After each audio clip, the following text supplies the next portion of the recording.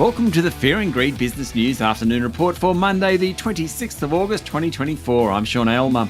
Every afternoon, we've got the 5 stories that happened today that you need to know about. Story number 1, the S&P ASX 200 closed up 0.8% today to 8,085 points. The rise followed a strong lead-in from Wall Street over the weekend, with the telco, energy, financials and consumer discretionary indices among the best performers. Consumer staples was the worst performing sub-index.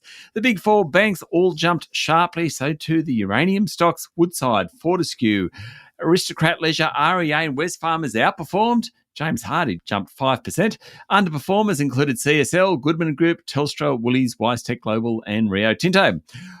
Plenty of profit results out today. Aussie Broadband will pay its first dividend after it connected more customers to the internet, and net profit jumped by 21%. But it is cutting jobs to save money. Aussie's share of the national broadband market rose to 7.4% from 6.6% in the 12 months to the end of June, helped by its acquisition of Unity's internet's broadband subscribers. Its enterprise division, that offers services to government and big business, also made up ground. Its share price jumped 12% today. Online beauty retailer Adore Beauty swung back to profit last financial year and said sales in the first 7 weeks of the new year are up 7%. Though it did warn that conditions will remain challenging. Its share price rose 5%. A couple of announcements were very poorly received. Kelsian Group and NIB Holdings were the 2 worst performers. Ferry and Transport Group Kelsian said the company needed a $185 million reinvestment this financial year. That sent its share price down 24%. Private health insurer NIB Holdings slumped 17% after reporting a 67% increase in full-year net profit. However, that result was well below expectations. Story number 2, the Prime Minister and Pacific Minister Pat Conroy are heading to Tonga tomorrow to attend the Pacific Islands Forum Leaders Meeting. The meeting focuses on the region's collective prosperity and security. Mr Albanese said climate change remains the single greatest threat to the livelihoods, security and well-being of Pacific Island communities. Meanwhile, government frontbencher Murray Watt said the government is very concerned about the escalating hostilities in the Middle East following Israel and Hezbollah attacking each other.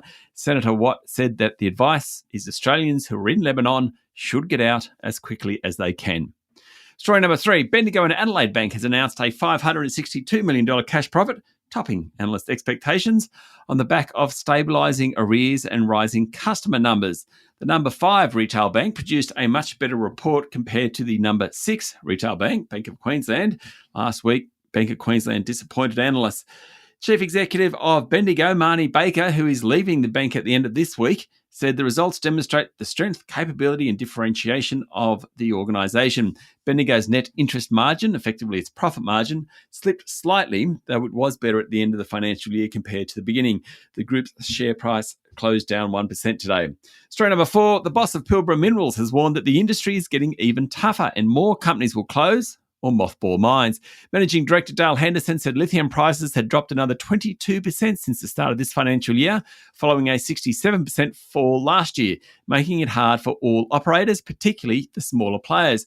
Pilbara reported an underlying net profit for the year to the end of June of $318 million, down 86% from last year. That's all on the back of those lower lithium prices. Now, the result was slightly below expectations. Lithium also announced a new $1 billion debt facility, which Mr. Henderson said gave the company flexibility and balance sheet strength. He said lithium was changing hands at a very difficult price point for some producers, which will create a problem for the high-cost operations. Pilbara's share price closed up 1%.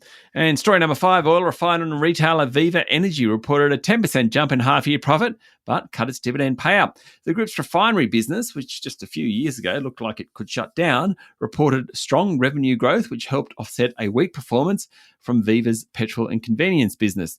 Now, Viva runs the Shell and Liberty petrol stations. Chief Executive Scott Wyatt said cost of living pressures and the illegal tobacco trade are having an impact on consumer demand within the convenience businesses, just as wages and inflation are driving up the cost of doing business.